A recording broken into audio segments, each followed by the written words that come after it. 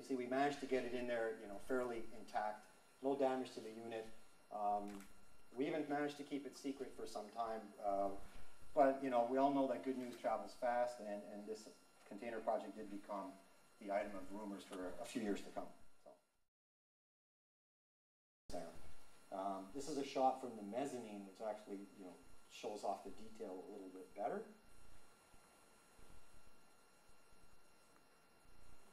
And, emergency exit stairs and egress pathways.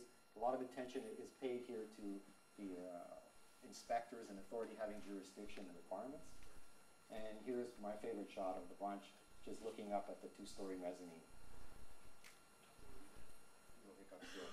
So in this segment, we follow one of our technicians as he's dispatched to perform a server replacement. Here, we see him making his way on his Google-provided scooter. There's his official gear that we outfit everybody with. He verifies the machine location and then eventually heads into the container. Now, each one of the trays here is outfitted with one of our high-efficiency UPS devices. Now, once inside, the technician, he removes a tray blank. You have to pay attention to the airflow in these things. You can't have leaks. And so he goes ahead and he replaces the server and completes his task.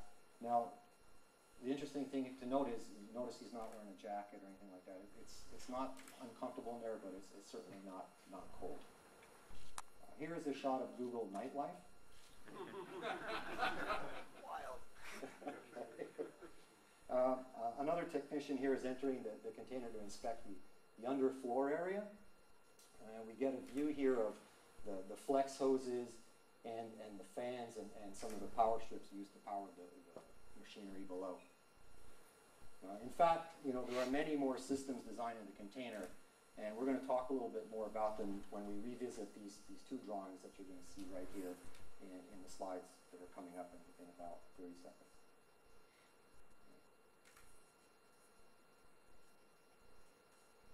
So we step out into the vestibule or entrance area here once again, and we get a shot of the water hookups coming in below. Here's the electrical distribution panel.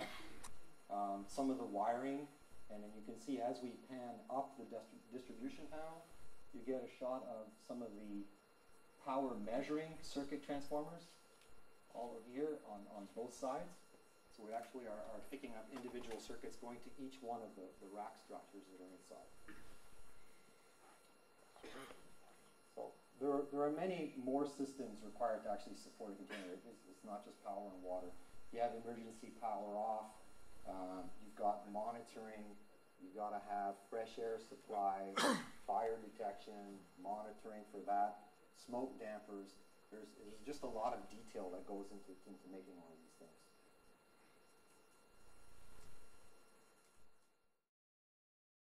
Now, as we switch to the outside, you get to see the cooling towers and the transformation station and the generator farms. Cooling towers themselves are elevated.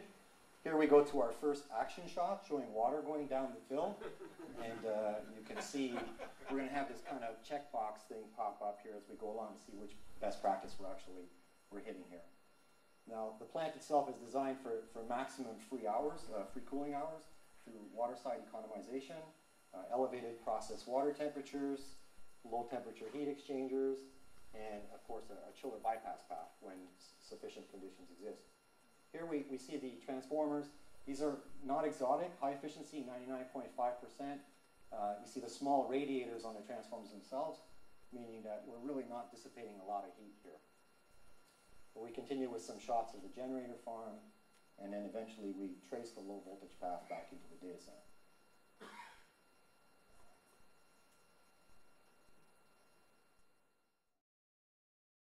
Now we're going to just switch over to the cooling plant here. We get a really nice cool shot here as we pull back, and you get an idea of the scale and of the web of piping that's involved in moving all this water around to the right pieces of the subsystem. It's pretty cool, right?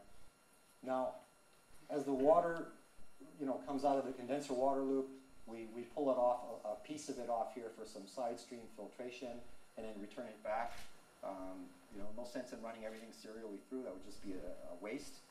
And as we return back to the other pieces here, you get a nice shot of some leaky pumps if you pay close attention at the bottom. And of course, if we talk about cooling plant efficiency, enough said, right? This is the target here. The chiller is the big offender. But one thing that we've done is we use these low approach temperature plate and frame heat exchangers to help us get the degrees back out of the system.